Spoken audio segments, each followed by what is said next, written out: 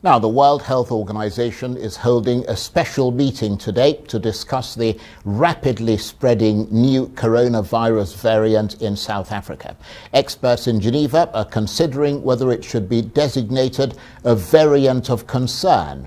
Britain and Japan are halting all flights from South Africa and 5 other countries in the region. The new variant was formally identified 3 days ago, and genetic analysis suggests it has twice the number of mutations than Delta, the dominant variant worldwide. There is no evidence yet that the variant causes more severe disease or that it makes vaccines less effective. But correspondents say that the speed of the travel restrictions show how seriously the threat is being taken. They say it'll take 2 to 3 weeks before laboratory tests can show whether this is another defining moment in the pandemic or a false alarm. While the team of scientists will be studying and giving us further information over the weekend, we'll be more empowered. But of course, we are saying that from the experience of the last 21 months or so, we almost can predict how this is going to move. As I've said, especially when, like the Delta starting in Gauteng, you can be rest assured as people start to move even more over the next few weeks, this will be all over. Well, for more on this, I'm joined now on the line from Lagos by Dr. Oyewale Tomori, Professor of Virology and member of the WHO's Technical Advisory Committee on COVID-19. Professor Tomori, thank you very much indeed for joining us. Tell us more about this new COVID variant that's been discovered in South Africa and that seems to be causing lots of alarm. Thank you very much, Charles. This is something, every day we wake up to something new, about this COVID. This is a new variant, which is called B11529. It was first discovered, as you said, a few days ago from South Africa. But even within that time, it seems to have spread, to other countries. I think South Africa has spread almost 80 cases. There are 1 or 2 cases been reported in Hong Kong, and also in another African country, Botswana. And as you said, many other countries are now putting in travel bans into many of the countries from that region, Zimbabwe and others. This is something, as you described yourself, which is found to have so much more mutation, almost double what was with Delta, which is about, in fact, the words that have been used for it is that it is horrific, it is radically different from Wuhan. And so everybody is excited, everybody is frightened, and I think it is the right thing to do. And WHO quickly has risen to the occasion by calling up a group to see what next to be done. Well, I mean, given the extraordinary number of mutations that you mentioned there that are located in it and are associated with facilitating the virus's escape from detection by antibodies, apparently, I mean, how remarkable is that from a virologist's perspective? I think what is troubling people is the fact that almost 30, more than 40–50% of the mutations are actually on the spike, which is what the virus uses to attach onto the body. So people are afraid, or is it going to be more transmissible? Is it going to be more infectious, than before? And will it evade antibodies? Even the diagnosis becomes a major problem. This is why there's so much excitement over this. So we're all worried, and we should be worried. So in those circumstances, Professor Tomori, you are, of course, a member of the WHO's Advisory Committee on COVID-19. In those circumstances, do you agree that the travel restrictions imposed by the UK and Japan are necessary?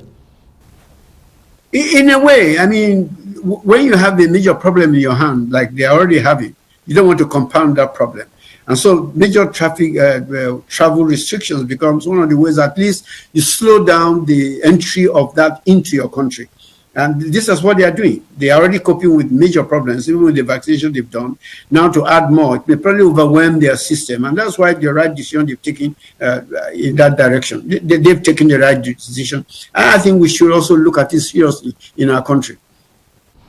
Yes, because I was going to ask you, what is your advice to Nigeria, as it is, of course, in the midst of still rolling out its COVID vaccines. I mean, would you advise the government to ramp up these rollouts, even if you're still unsure about the efficacy? I mean, would you advise them to impose travel restrictions on those southern African countries? For me, I mean, talking strictly, because of the weakness of our system, the port of entry is very porous. Even ability to diagnose as quickly as possible is a major issue. In fact, you may discover that we will not know that this has entered Nigeria until a Nigerian with a fake lab result goes to another country, and then they inform us. The last few variants, it has taken us weeks to identify. So the earlier we put a stop, because if we had got a strong port of entry and not port of escape in the country issue, then I would say, yes, slow down a bit and see what is on. But borders are very porous. People are not serious. These are the issues that borders want. And therefore, the most and rapid thing you can do is put a travel ban for now while you get yourself in place. We don't have a good sequencing system in the country. It takes us weeks to find out what has entered the country. By the time we discover it, it's all over the whole place. So the earlier we do, the better. And you're talking about the ramping. Get up the vaccine. We don't know what it's going to do. I mean, what this new variant is going to do with the vaccine available. The important thing is get people vaccinated first. At least that way is better than not even having any vaccination at all. So please, we need to ramp up the vaccination, improve on our border, get our sequencing in place, rapid detection as quickly as possible, and not wait for somebody from outside to tell us that we already have it in the country. And of course, it's interesting because, I mean, we've got people like you who are world-respected virologists. I mean, you are a member of the advisory committee of the World Health Organization. I mean, you couldn't get higher than that in your medical sort of field. But given your knowledge of the way things work in Nigeria, I mean, you're giving advice, but do you expect that Nigeria will impose travel restrictions on those southern African nations as well, joining the UK and Japan? I'll expect the PSC to meet urgently. This is not a routine meeting. An emergency meeting of PSC, consider all the available information, see the system that you have, and take a proper decision based on the evidence that you have.